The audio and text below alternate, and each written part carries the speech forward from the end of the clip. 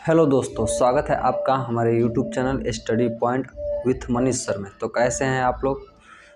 आशा करते हैं कि आप लोग बहुत बढ़िया होंगे। आज हम लोग पढ़ेंगे जो एग्ज़ाम में 5 नंबर का एक प्रश्न आता है मात्र और 5 नंबर का होता है, ठीक है।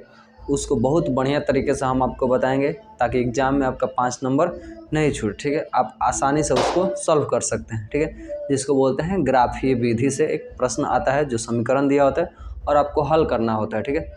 और ग्राफ पर बहुत बच्चे होते हैं इसको छोड़ देते हैं, नहीं बना पाते हैं, लेकिन आज का इस वीडियो में आप देखने के बाद आप उस प्रश्न को नहीं छोड़ेंगे और आसानी से उसको बना देंगे, ठीक है। तो आइए देखते हैं। सबसे पहले तो ग्राफीय विधि में आपको कुछ लाइन के बारे में जानकारी होनी चाहिए। इधर देखिएगा, इसको बोलते हैं क्षैतिज रेखा, इसको बोलते हैं ऊर्ध्वाधर रेखा, ठीक है।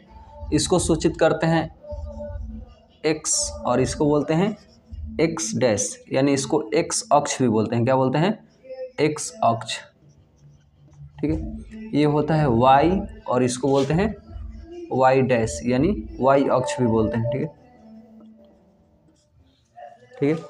और यहाँ पर कुछ नंबरिंग किया जाता है, यहाँ पर नंबर दिए जाते हैं। जैसे मैंने इसका नंबरिंग कर दिया 1, यहाँ पे 2, यहाँ पे 3, ये 4, ये 5 और ये 6, यहाँ ये 7, या अनंत तक जा सकते हैं। इधर सब होते हैं पॉजिटिव में। क्या होते हैं? पॉजिटिव में। और इधर सब होते हैं निगेटिव में। यहाँ होता है 0। क्या होता है? 0 होता है। x अक्ष का 0 और y अक्ष का 0। इधर इसके बाद इधर जो होते हैं ये निगेटिव में होते हैं, जैसे -1, -2, -3, -4, -5 और यहाँ पे -6, -7, यानी अनंत तक ये भी जा सकता है, ठीक है। y अक्ष पर देखिए, y अक्ष पर ये भी होता है प्लस में 1, यहाँ पे 2, 3, 4, 5, 6, 7, ये भी अनंत तक जा सकते हैं। इधर -1, -2, -3, -4, -5 और ये -6, -7, आप अनंत तक लिख सकते। और यहाँ पर देखिए पूछता है कि x अक्ष और y अक्ष का कटान बिंदु का नियामक क्या होता है। तो x अक्ष और y अक्ष का जो कटान बिंदु होता है, यानी x का भी 0 और y का भी 0, 2 0 हो गया। यहाँ पे 2 0 आप लिख सकते हैं कि x का भी 0 होता है और y अक्ष का भी 0, यानी आप यहाँ पर लिख सकते हैं x अक्ष एवं y अक्ष का कटान बिंदु का नियामक 0 0 होता है, ठीक है। x अक्ष और y अक्ष का कटान बिंदु यानी इसका नियामक 0 0 होता है। ये ऑब्जेक्टिव में क्वेश्चन आता है, ठीक है, आप लोग याद रखिएगा। आगे हम लोग देखते हैं कि इसको कैसे सॉल्व किया जाता है। और हाँ, एक बात याद रखिएगा कि इन दोनों के बीच की दूरी हमेशा बराबर रहती है, चाहे x अक्ष का हो चाहे y अक्ष का हो। इन दोनों के बीच की दूरी हमेशा क्या होती है? बराबर होती है। अब इसको सॉल्व करने के लिए, मतलब इस ग्राफीय विधि से सॉल्व करने के लिए हमको एक समीकरण की जरूरत पड़ेगी। कितने समीकरण? तो आइए हम लोग एक किताब के क्लास 10th के किताब का एक समीकरण ले लेते हैं और उसको आपके सामने सॉल्व करेंगे। देखिए यहाँ पे समीकरण है, पहला समीकरण ले लेते हैं। समीकरण है x + 3y = 6, ठीक है। ये फर्स्ट समीकरण हो गया, फर्स्ट समीकरण।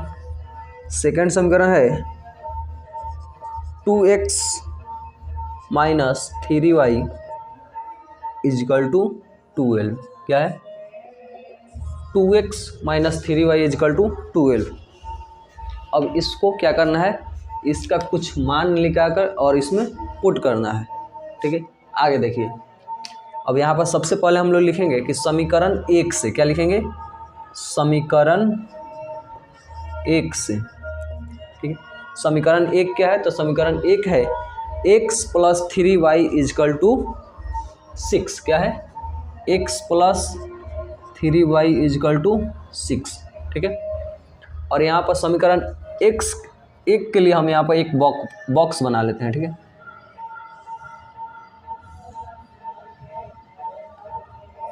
इसको बड़ा कर देते हैं, शायद आपको दिखाई नहीं देगा।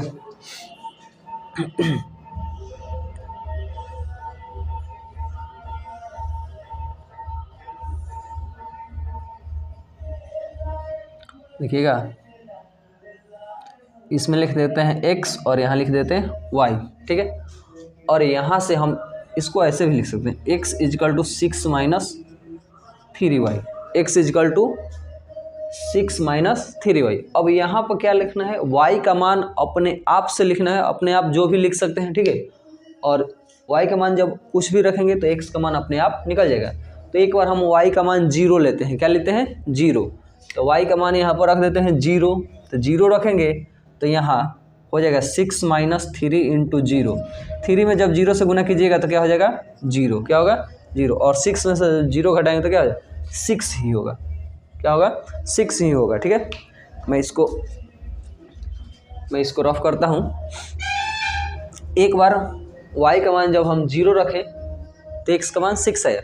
अब एक बार y का मान हम 1 रख देते हैं। क्या, y का मान 1, तो जब 1 रखेंगे तो 6 माइनस 3 इंटू 1, ठीक है। 3 इंटू 1 तो क्या हो जाएगा, 6 माइनस 3 इंटू 1 3, और 6 माइनस 3 इजकल टू क्या हो जाएगा, 3 हो जाएगा। तो यहाँ पे आप 3 लिख लीजिए, ठीक। फिर इसको रफ कर देते हैं। ये आपको समझाने के लिए मैं लिख रहा हूँ, ठीक है, नहीं तो लिखने की ज़रूरत नहीं है। आगे देखिए, यहाँ एक बार हम y का मान 2 ले लेते हैं। क्या लेते हैं, 2।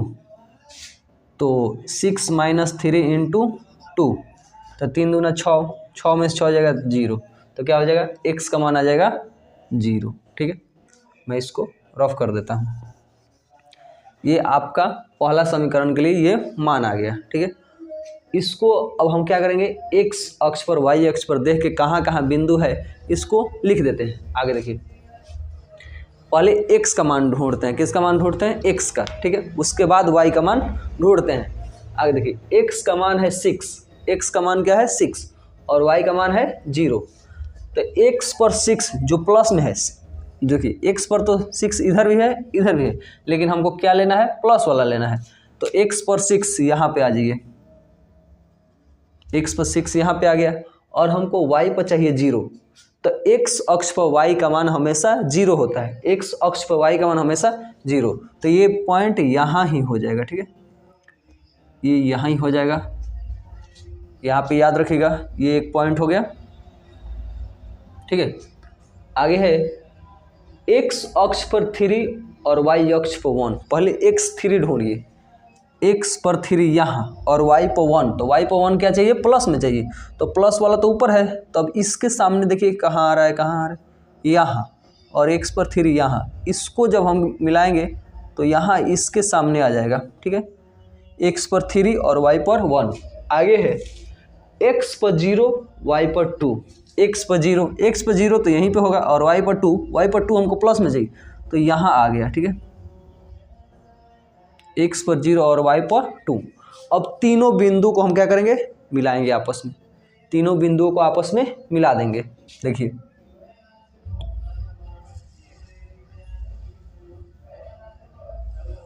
ये आगे की तरफ जाएगा, ठीक है।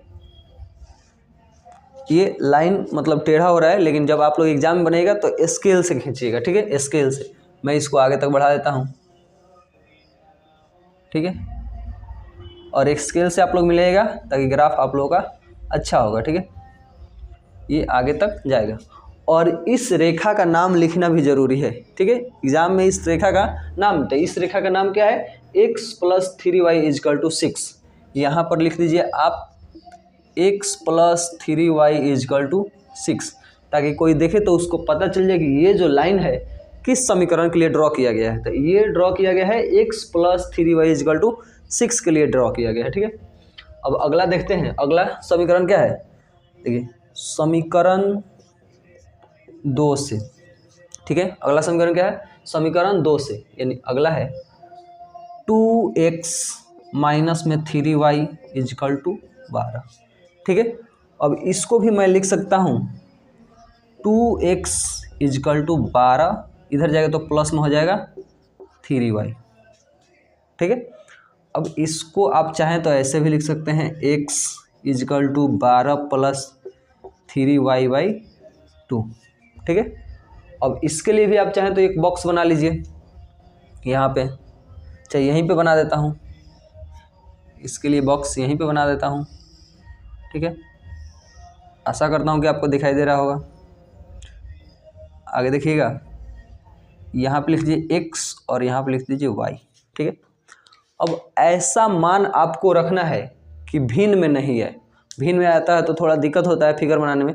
ऐसा मान यहाँ पर y का मान सोचना है कि x का मान कोई भिन्न में नहीं है, तो हम क्या लिख सकते हैं, तो y का मान एक बार 0 ले लीजिए।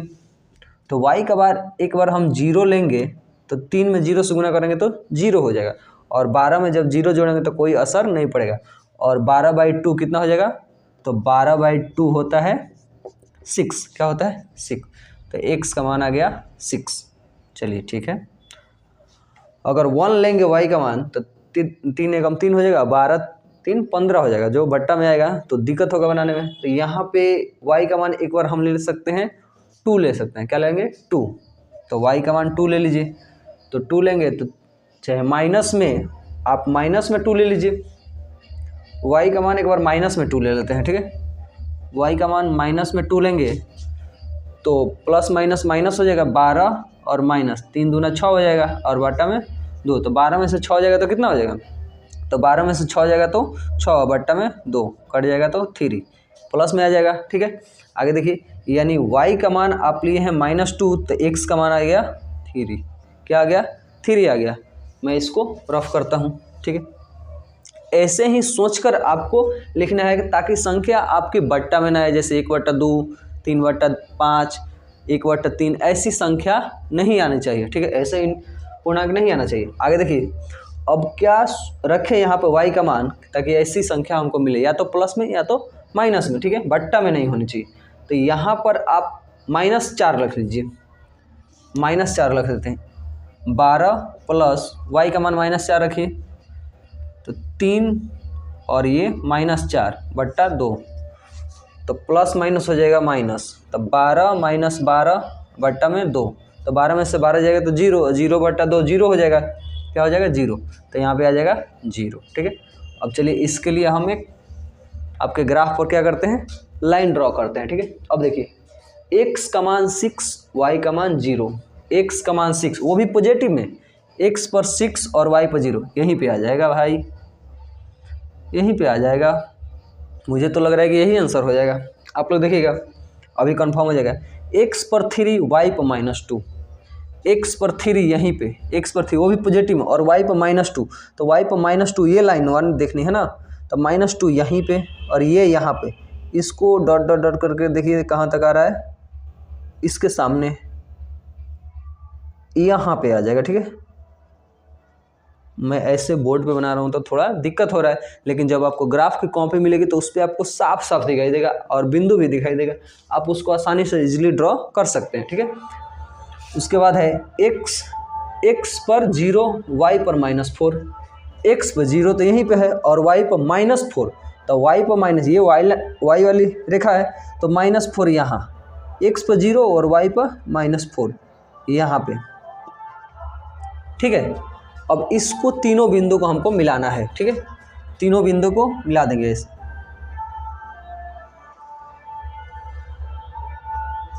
तीनों बिंदु को आपस में।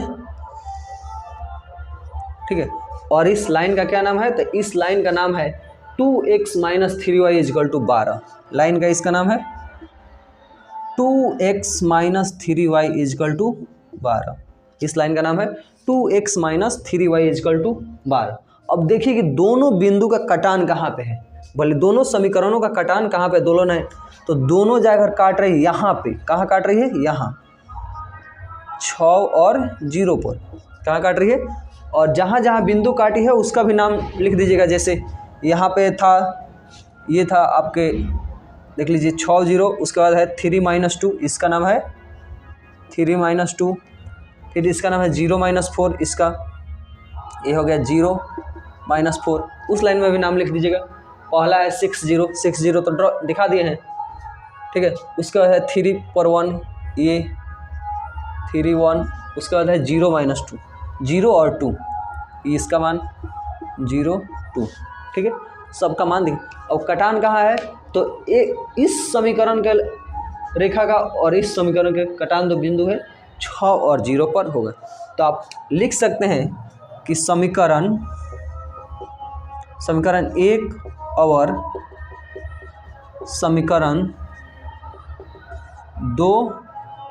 2 के ग्राफीय विधि से हमें पता चलता है कि x बराबर 6 और y बराबर 0 होगा, ठीक है। यानी x का मान 6 और y का मान 0 होगा। ये दोनों लाइन काट दी, x का मान भी प्राप्त हो गया, y का मान भी आपको प्राप्त हो गया। तो समझिए कि हम जो बनाए हैं वो क्या है, सही है। एक बार आप इसको देख लीजिए, स्क्रीनशॉट भी ले सकते हैं या दोबारा वीडियो को देख सकते हैं, ठीक है।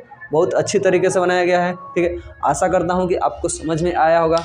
अगर नहीं समझ में आया होगा तो आप इसको एक बार और देखिए, 1 बार 2 बार 3 बार जब देख लेंगे तो समझिए कि आपको ईजिली आ जाएगा और आप आसानी से 5 नंबर प्राप्त कर सकते हैं, ठीक है। अगर वीडियो आपको अच्छी लगी हो तो अपने दोस्तों के पास भी शेयर करें और चैनल को सब्सक्राइब कर लीजिएगा और वीडियो को लाइक कर दीजिएगा, ठीक है। जय हिंद।